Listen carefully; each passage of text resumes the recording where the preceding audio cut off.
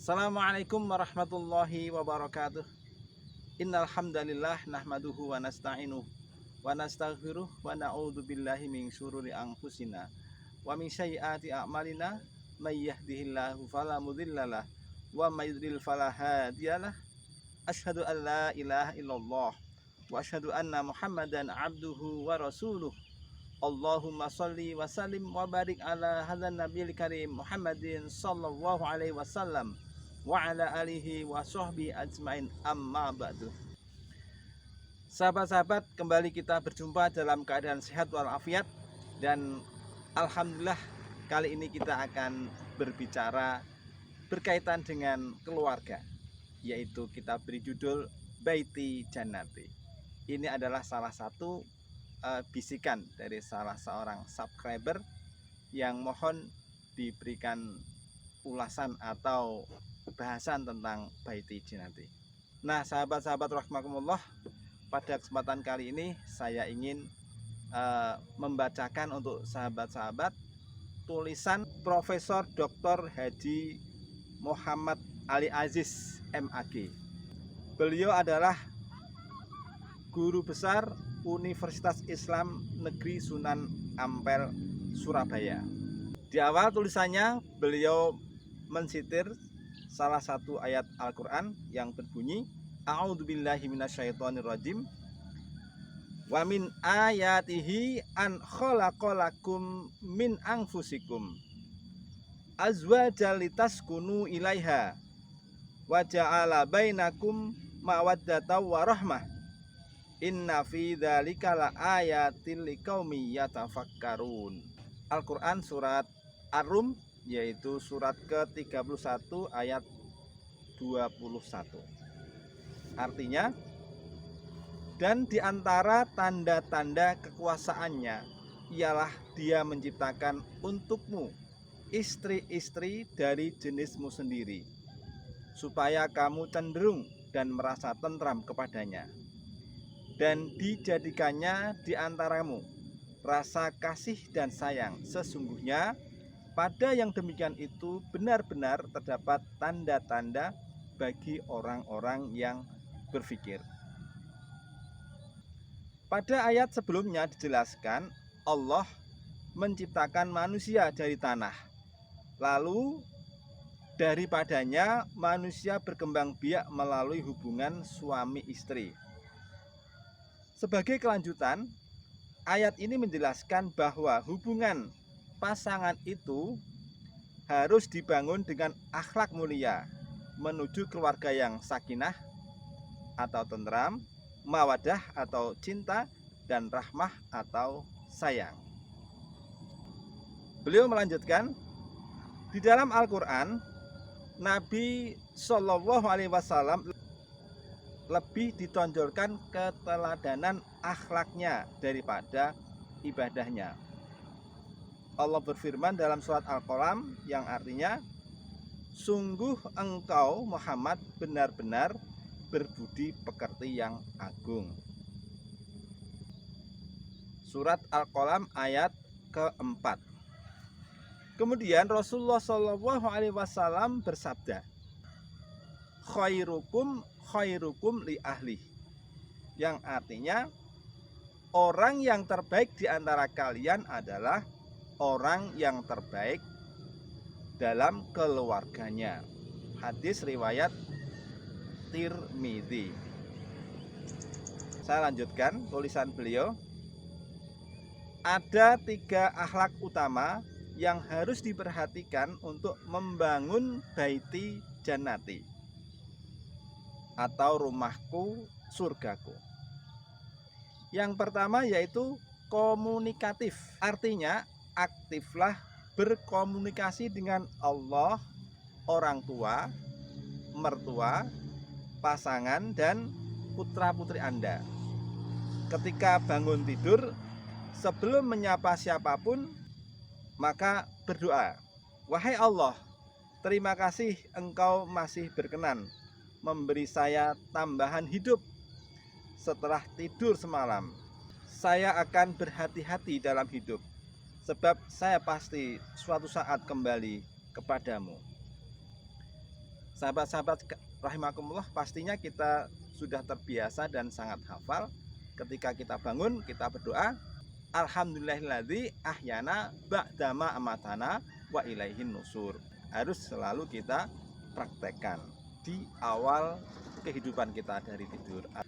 Kemudian beliau menulis, setiap pagi berikan ciuman kasih untuk pasangan Anda, disertai doa dan ungkapan cinta. Misalnya, I love you, barakallahu fiik, aku mencintaimu, dan semoga berkah Allah terus tercurah untukmu. Bagaimana kira-kira sahabat, apakah sudah mempraktekkan yang seperti ini? Mungkin banyak di antara kita yang belum mempraktekannya. Beliau melanjutkan, sapalah setiap hari kedua orang tua dan mertua Anda dengan salam dan ungkapan yang terindah, meskipun hanya melalui media komunikasi modern. Upayakan jangan sampai Anda kedahuluan salam mereka. Jadilah anak atau menantu penyapa dan periang. Jangan jadi orang yang bisu. Semua itu pahala. Senyum orang tua adalah senyum Allah untuk Anda. Dan ketahuilah, senyum mereka adalah modal untuk kesuksesan Anda. Nah, ini sahabat-sahabat, sudahkah kita sering menyapa orang tua kita atau mertua kita? Kemudian beliau melanjutkan, bicarakan terus terang sekecil apapun masalah yang mengganjal dengan pasangan Anda dengan cara yang sopan dan terhormat. Jangan disimpan dalam hati agar tidak menjadi penyakit.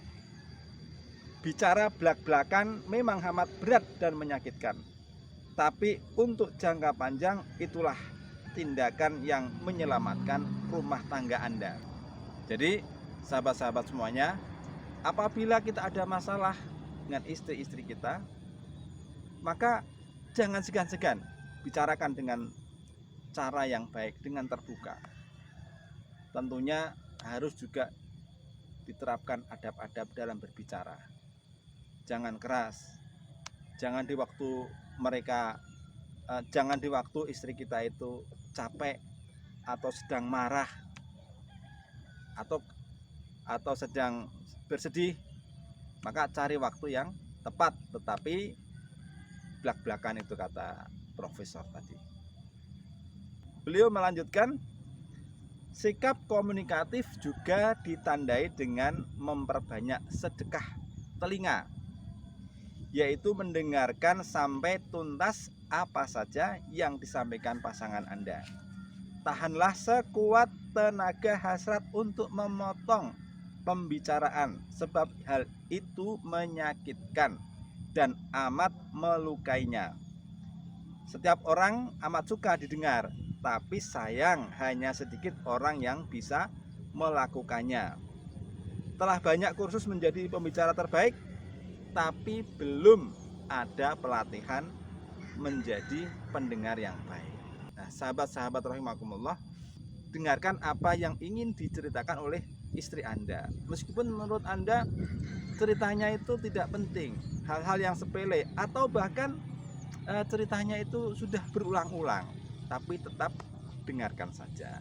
Kemudian beliau melanjutkan, kedua, aspiratif, artinya memperbanyak syukur kepada Allah dan terima kasih kepada pasangan. Hindari kebiasaan mengeluh, sebab itu tanda keimanan yang keropos dan mental yang sakit. Hargailah setiap jasa sekecil apapun pasangan Anda. Ketika menikmati hidangan yang disiapkan istri misalnya, katakan, wahai Allah, gantilah makanan dan minuman surga untuk istriku yang tercantik yang menyiapkan hidangan ini. Berikan dia kebahagiaan, sebab ia telah membahagiakan saya dengan penataan rumah, pakaian, dan hidangan yang luar biasa. Sebagai istri, Anda juga harus memberi apresiasi yang sama. Misalnya, wahai Allah, gantilah keringat suamiku yang tampan dan pekerja keras ini dengan mutiara-mutiara terindah di surga. Allah sudah memberi jaminan keberkahan dan kebahagiaan jika Anda apresiatif. Jika kamu apresiatif kepada Allah dan semua orang, kami akan menambah kualitas hidupmu. Al-Quran surat Ibrahim ayat ke-7. Sahabat-sahabat rahimakumullah, intinya kita aspiratif. Istri juga aspiratif. Mau berterima kasih, mau menyampaikan ya sesuatu yang menyenangkan anggota keluarga yang lain. Profesor Ali Aziz melanjutkan, sediakan me time untuk pasangan Anda. Pada waktu-waktu tertentu berikan istri Anda waktu dan kesempatan sepenuhnya untuk off dari semua tugas rutin rumah tangga agar bisa bersenang sepenuhnya. Berikan waktu seharian penuh kepada istri Anda, sesekali untuk istirahat dan memanjakan dirinya, serta ambil alihlah semua pekerjaan hari itu, mulai membersihkan dan merapikan rumah sampai menyuapi anak Anda. Saat itulah Anda bisa menghargai kepayahan sang istri dalam mengatur rumah dan anak selama ini. Saat itulah Anda bisa menghargai kepayahan sang istri dalam mengatur rumah dan anak selama ini yang telah dilakukan bertahun-tahun. Sahabat-sahabat rahimakumullah, pernahkah kita melakukan yang seperti ini? Mungkin ada juga di antara sahabat yang sudah melakukannya ya. Tetapi mungkin saya sendiri merasa belum melakukan yang seperti itu. Mari kita praktekkan, kita coba bersama-sama. Kemudian beliau melanjutkan, sebagai istri izinkanlah suami Anda untuk istirahat atau menyalurkan hobinya sampai ia bersenang-senang dengan puas. Tidakkah ini juga ibadah yang amat agung? Ternyata dalam kenyataan sehari-hari hanya sedikit manusia aspiratif. Quran surat Saba ayat ke-13. Artinya, jangan kecewa menghadapi manusia, tak aspiratif, dan berusahalah menjadi manusia langka yang terpuji.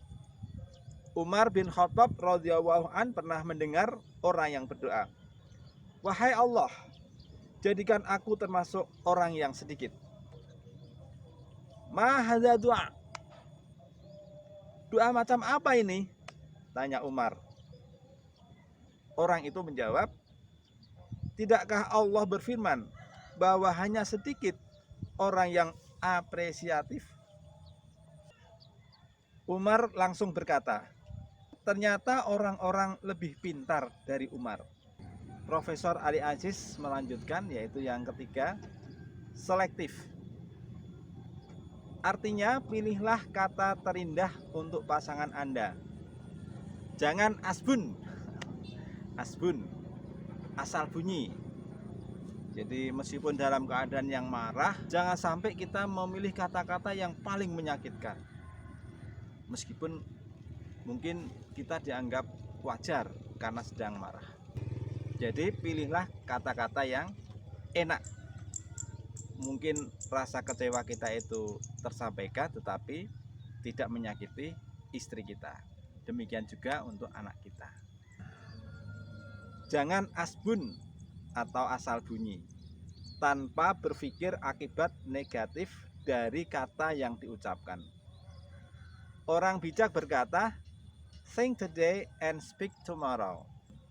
Berpikirlah sekarang dan katakanlah besok. Ali bin Abi Thalib radhiyallahu an berkata, lidah orang yang cerdas di belakang hatinya dan lidah orang bodoh di depan hatinya. Saya ulangi, lidah orang cerdas di belakang hatinya dan lidah orang bodoh di depan hatinya. Artinya, hanya orang bodoh yang tidak selektif terhadap kata yang akan diucapkan. Kemudian jangan pula aslan atau asal telan semua informasi. Anda harus selektif terhadap informasi negatif tentang pasangan Anda. Lakukan tabayun atau klarifikasi, apalagi pada era banjir informasi seperti sekarang ini. Perhatikan perintah klarifikasi tersebut di dalam surat Al-Hujurat ayat yang ke-6. Dan kalimat terakhir dari beliau, selamat mendayung keluarga menuju pulau, baiti jannati, rumahku surgaku. Demikian sahabat-sahabat tulisan yang sudah saya bacakan. Demikian sahabat-sahabat tulisan Profesor Muhammad Ali Aziz yang sudah saya bacakan. Kesimpulan yang dapat kita ambil dari tulisan beliau bahwa ada 3 kunci.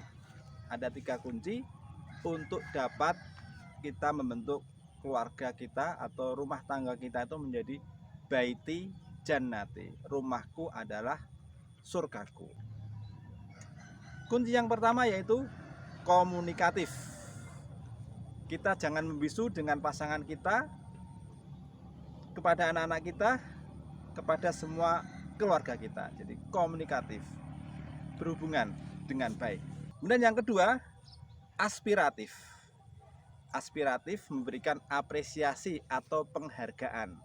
Biasakan memberikan penghargaan kepada istri kita, anak-anak kita, ketika mereka melakukan suatu kebaikan. Dan yang ketiga, selektif. Selektif ketika menerima berita-berita yang negatif tentang istri kita atau tentang keluarga kita yang lain, terutama dalam hal ini adalah dengan pasangan kita. Ya, jangan mudah menerima informasi-informasi yang negatif.